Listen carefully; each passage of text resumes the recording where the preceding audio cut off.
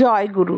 পরম প্রেমময় পরম দয়ালের চরণে শত সহস্র কোটি আভূমি প্রণাম জানাই এবং আপনাদের প্রতি প্রত্যেককে জানাই আন্তরিক জয় গুরু। পূর্ববর্তী ভিডিওটিতে আমরা শুনেছিলাম অর্জুন শ্রীকৃষ্ণের কাছে তার স্বরূপ জানতে চাইলে শ্রীকৃষ্ণ অর্জুনকে বলেছিলেন, হে অর্জুন, সর্বভূতের হৃদয়স্থিত সকলের আত্মা আমি এবং সর্বভূতের আদি মধ্য ও অন্তও আমি। শ্রীকৃষ্ণ আরও বলেছিলেন, অদিতির দ্বাদশ পুত্রের মধ্যে আমি বিষ্ণু, জ্যোতিসমূহের মধ্যে আমি কিরণশালী সূর্য, ৪৯ বায়ুর মধ্যে আমি মরীচি এবং নক্ষত্রগণের অধিপতি চন্দ্রও আমি। ৪ বেদের মধ্যে আমি সামবেদ, দেবগণের মধ্যে আমি ইন্দ্র, ইন্দ্রিয়সমূহের মধ্যে আমি মন এবং প্রাণীদেহে অভিব্যক্ত চেতনা অর্থাৎ জীবনী শক্তিও আমি। ১১ রুদ্রের মধ্যে আমি শঙ্কর, যক্ষ এবং রাক্ষসদের মধ্যে আমি ধনাধিপতি কুবের, অষ্টবসুর মধ্যে আমি অগ্নি এবং উচ্চ শিখরযুক্ত পর্বতসমূহের মধ্যে আমি সুমেরু পর্বত। হে পার্থ, পুরোহিতগণের মধ্যে আমি দেবগুরু বৃহস্পতি, সেনাপতিদের মধ্যে আমি দেবসেনাপতি কার্তিকেয় এবং জলাশয়সমূহের মধ্যে আমি সাগর, মহর্ষিগণের মধ্যে আমি ভৃগু, শব্দের মধ্যে আমি এক অক্ষর ব্রহ্মবাচক ওঙ্কার, সকল যজ্ঞের মধ্যে আমি যজ্ঞরূপ যজ্ঞ এবং স্থাবর পদার্থের মধ্যে আমি হিমালয় পর্বত, বৃক্ষসমূহের মধ্যে আমি অশ্বত্থ, দেবর্ষিগণের মধ্যে নারদ, গন্ধর্বগণের মধ্যে চিত্ররথ এবং সিদ্ধগণের মধ্যে আমি কপিলমণি, অশ্বসমূহের মধ্যে অমৃত মন্থনকালে উদ্ভূত উচ্চশ্রবা নামক অশ্ব, গজেন্দ্রগণের মধ্যে ঐরাবত এবং মনুষ্যগণের মধ্যে আমাকে রাজা বলে জানবে। শস্ত্রসমূহের মধ্যে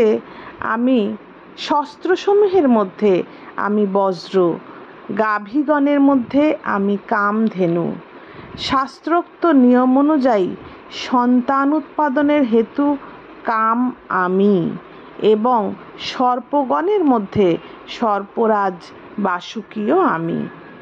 আমি নাগগণের মধ্যে নাগরাজ অনন্ত এবং জলচর বা জলদেবতাগণের মধ্যে রাজা বরুণ, পিতৃগণের মধ্যে পিতৃরাজ অর্যমা এবং শাসনকর্তাদের মধ্যে আমি মৃত্যুরাজ যম, দৈত্যগণের মধ্যে আমি প্রহ্লাদ, গণকাকারীদের মধ্যে আমি সময় কাল, পশুদের মধ্যে আমি সিংহ এবং পক্ষীদের মধ্যে আমি গরুর, বেগবানগণের মধ্যে আমি বায়ু এবং শস্ত্রধারীদের মধ্যে আমি রাম, মৎস্যকুলের মধ্যে আমি মকর এবং নদীসমূহের মধ্যে আমি গঙ্গা। হে অর্জুন, সমগ্র সৃষ্টির আদি মধ্য ও অন্ত আমি। বিদ্যার মধ্যে আমি অধ্যাত্মবিদ্যা অর্থাৎ ব্রহ্মবিদ্যা এবং পরস্পর তর্ককারীদের মধ্যে আমি সত্য নির্ণায়ক বিচারস্বরূপ বাদ, অক্ষরসমূহের মধ্যে আমি অকার, সমাসসমূহের মধ্যে আমি দ্বন্দ্ব সমাস, আমি অক্ষয়কাল এবং সর্বতোমুখ বিরাট স্বরূপ, সকলের ধারণ পোষণকারীও আমি সর্বসংহার কর্তা মৃত্যু এবং ভবিষ্যতে যা কিছু হবে আমি তাদের উৎপত্তির কারণ এবং নারীগণের মধ্যে কীর্তি, শ্রী, বাক, স্মৃতি, মেধা, ধৃতি এবং ক্ষমা, ছলনাকারীদের মধ্যে আমি দ্যুতক্রিয়ারূপ ছল, তেজস্বীগণের মধ্যে তেজ, বিজয়ীগণের বিজয়, অধ্যাবসায়শীল ব্যক্তিদের মধ্যে অধ্যবসায় এবং সাত্ত্বিক দেবগণের সত্ত্বগুণও আমি। আমি শাসনকর্তাদের দণ্ড অর্থাৎ দমন করবার শক্তি, জয়লাভেচ্ছুদের নীতি, গোপনীয় বিষয়সমূহের সংরক্ষক মৌন এবং জ্ঞানীদের তত্ত্বজ্ঞানও আমি। হে অর্জুন, সকল ভূতের উৎপত্তির কারণও আমি, কারণ স্থাবর বা জঙ্গম এমন কোনো প্রাণীই নেই যা আমাকে ছাড়া সত্তাবান হতে পারে। খুব গুরুত্বপূর্ণ কথা। সকল ভূতের উৎপত্তির কারণও আমি, কারণ স্থাবর বা জঙ্গম এমন কোনো প্রাণীই নেই যা আমাকে ছাড়া সত্তাবান হতে পারে। হে পরন্তপ, আমার দিব্য বিভূতির অন্ত নেই। আমি সংক্ষেপে এই সকল বিভূতির বর্ণনা করলাম। যা যা ঐশ্বর্যযুক্ত, শ্রীসম্পন্ন এবং উৎসাহশীল, সেই সকলই আমার শক্তির অংশ হতে অভিব্যক্ত বলে জানবে। যা যা ঐশ্বর্যযুক্ত, শ্রীসম্পন্ন বা উৎসাহশীল, সেই সকলই আমার শক্তির অংশ হতে অভিব্যক্ত বলে জানবে। অথবা হে অর্জুন, তোমার এত বিস্তারিত জানবার দরকারই বা কি? আমি এই সমস্ত জগৎ নিজ যোগশক্তির এক অংশে ধারণ করে আছি। এখানে কিছু বলবার আছে। শ্রীকৃষ্ণ যে অর্জুনকে বলেছেন, তোমার এত বিস্তারিত জানবার দরকারই বা কি আছে?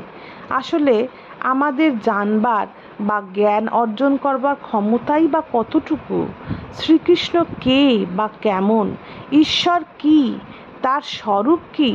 তা দেখবার মতো চোখ কি আমাদের সত্যি আছে? এ প্রসঙ্গে মনে পড়ে, শিশুকালে একবার শ্রীকৃষ্ণ মাখন না পেয়ে মাটি খেয়েছিলেন। সে কথা জানতে পেরে মা যশোদা শিশু শ্রীকৃষ্ণকে হাঁ করতে বলেছিলেন, মুখে মাটি আছে কিনা তা দেখবার জন্য। তখন শিশু কৃষ্ণ হাঁ করেছিলেন। তার মুখের ভেতরে মা যশোদা তখন বিশ্ব দর্শন করেছিলেন এবং তিনি মূর্ছা যান। তাহলেই বোঝেন তো, তার স্বরূপ দর্শন করার ক্ষমতা কি আমাদের মতো সাধারণ মানুষের আছে? দয়া করে তিনি ধরাধামে অবতীর্ণ হন আমাদের কল্যাণের জন্য, আমাদের উদ্ধারের জন্য। তাই তার নির্দেশিত পথ চলাই আমাদের এক এবং একমাত্র কর্তব্য। তবেই তার দয়ায় আমরা মঙ্গলময় জীবনের অধিকারী হয়ে জীবন ধন্য করতে পারব। আজ এতটুকুই থাক।